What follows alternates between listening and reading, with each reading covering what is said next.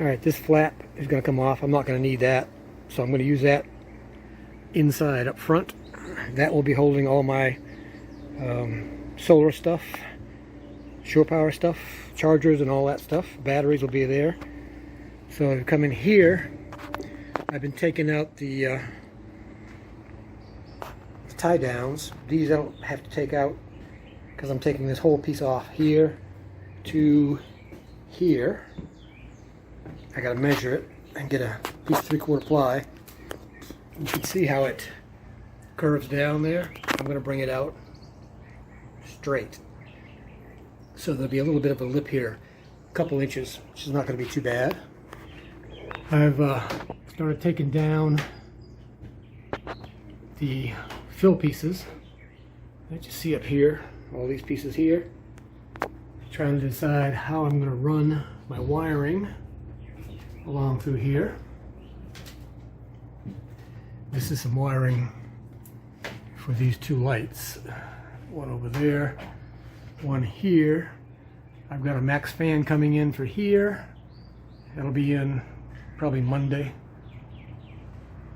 And this is staying. I'm probably going to use inch, I think it's 1.5 inches insulation. You can see they've cut this up into here, but I'm going to trim it down so that my wires can come around. That piece on the back beaver tail will come across here to make a wider section. My batteries will be stacked here, then all the other stuff coming up here. I'll show you that illustration in a minute. So, got these out. This one, I'm going to have to grind off that last bolt because I can't get to it. And for some reason I can get to these over here and take these out, but I can't get these out from the bottom. It's just where they're placed. They're placed further back than the other ones were, so they're right on top of the axle, on each axle. So I'm going to grind the heads off of these.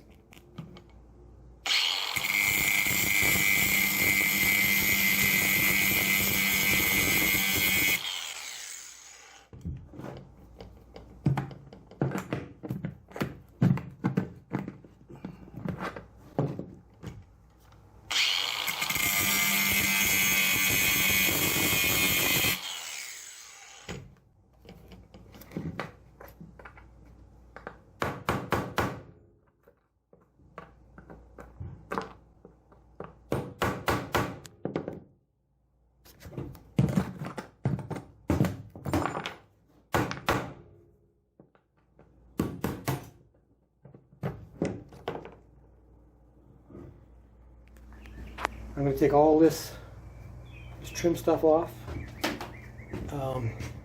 Take this off because that's rotted out where it did leak. Oh, we've had some major rains and my repair work has fixed it, so it hasn't leaked a bit. You can see right here, I think. There we go. Yeah, you can see the piece right here. It goes into there. So I'll put another piece there. The only places that are going to show this plywood are right here in the kitchen area and back here where the bed is going to go. But I'm going to probably put some beadboard up there, and this will have a mural on it with a backsplash and all that stuff. So making a little progress. So hopefully this weekend I'm going to have this little ramp down here taken care of. Get that out, we'll get it done. Get that off and get that mounted over here so that this is 15 inches and so that's 24 inches, so that's going to come out to about here on either side. So that'll give me a bigger work area, plus I can put a socket in there, an outlet I should say. Gotta trim that. And it's gotten hot here, hot and humid, very hot and humid. But I'm going to be working on it in the mornings when it's cooler. I've been working on some some stuff out here. As you can see, it's starting to get more of the stuff off. And I'm working with several different manufacturers of adhesive remover. I'm going to do a video on that and show how each one works. One works pretty good so far, 4 not so hot, and a non-commercial works good also. Then here I'm going to leave this blue stripe and cover it with a bigger blue stripe, and that's where it'll say The American Wanderer on YouTube. That way I won't have to worry about trying to get this off. And of course got all that little stuff to take off. So otherwise, I'm making progress. This will be, I guess, part 2. Alright, I'll get back to you soon. Had some major rains last night, and I can safely say it had no leaks. Starting to take off all this trim so I can see what I've got. You can see where it's leaked in the past. I mean, it's still pretty solid. It's not gone. The 1/4 inch is gone, but so it's no biggie. And I'm thinking about taking this one off and dropping it to here. That'll give you my access route up there for my wiring. As you can see, I've got most of the screws out of here. All that trim's off. Getting ready to pull this piece up. Just going to take that trim off along there, and then I'll build something under there so it'll go straight out, and then I'll drop it off there so the door will close, and that'll give me a nice flat surface to work with. Don't have to mess with trying to match any angles. Alright, check back.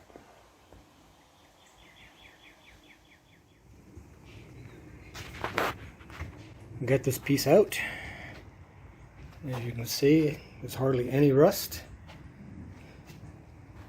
Actually, there's basically 0 rust, only in this corner, because this corner was leaking for so long before I got it. So I got to clean that up. I'm cleaning up this beam as I go. You can see back here there's some surface rust.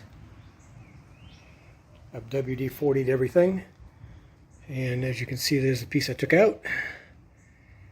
And you can see, I think, you can see how that comes out straight and then tilts down. So I'm going to make some joists to put in here to support the next piece I put in, so it'll be flat from there all the way up to here. There'll be about a 2.5 inch riser right there, which I'm not worried about. I just have to remember to step up. Alright. I gotta get back to work. Check in with me later. Decided to go ahead and take care of some of the surface rust. This is just a primer. Since there's going to be an open space under here, I was hoping to use that for some water tanks, but it's only 5 inches deep. You know, all the water tanks I've found are 9 inches. So if you find one that's 5 inches deep, 5 1/4, let me know. These corners here, which are hard to see, but they were just filled with wet dirt because it's coming up from the corners over here. It's open to the outside on both sides. So what I'm going to do is I'm going to close that up with some silicone so the dirt can't get in there and sit. So I'll be putting a top coat on it here shortly, and then start getting the wood piece ready and start. Actually, I'll probably just get a bunch of supports here made up. Once I make one, they all should be the same. And I'm going to double up on the screws. See, like you've got a no screw there, and a screw way over here. So I'm going to double up because when you're walking, it squeaks and you can feel it move. There's the old piece, which is 3/4 inch plywood, so I will be using it for something. taking off all this trim. I'm going to come back and fill these holes, even though I'm going to put a 1/4 inch underlayment on this floor before I put the flooring down. The flooring will be the first thing, along with the wiring. Let's see. Once I get the wiring in, I can get the ceiling in. My fan has come in. There's my fan over there. I went with an off-brand that had excellent ratings. It's got a light in it, and it's forward and reverse. So we'll see. It had 0, 4, and 0, 5 stars, and only 1, 2, and 3 stars. So we'll give it a try. And it was a whole lot cheaper than Fantastic Fan, half the price. But the good thing about it is it's easy to change if I don't like it later on. All right. So getting there. Again, this is coming off. And I'll make a 3/4 inch vertical there that attaches into the, they're not trusses, floor joists. These are the joists. And then my plywood will go on top of that. And all that will be screwed together. The joists will be screwed down to the metal beams. I'll countersink the holes. And probably use some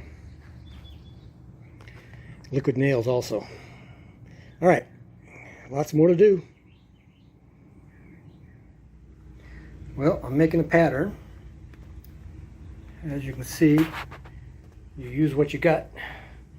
Got a straight edge going across, and you can see how it's up a little bit there, up a little more there, up a little bit more there. I've marked where the inside of the door is, so I've come up with a pattern. See, it's got a little drop right there for that piece right there. So let's see if I can keep you looking while I'm doing it here. So I'm going to put this right up under here, and it's within a 1/16 of an inch. I'm saying it's within a 1/16 of an inch. So I think within a 1/16 of an inch will be okay. What do you think? This will get bolted down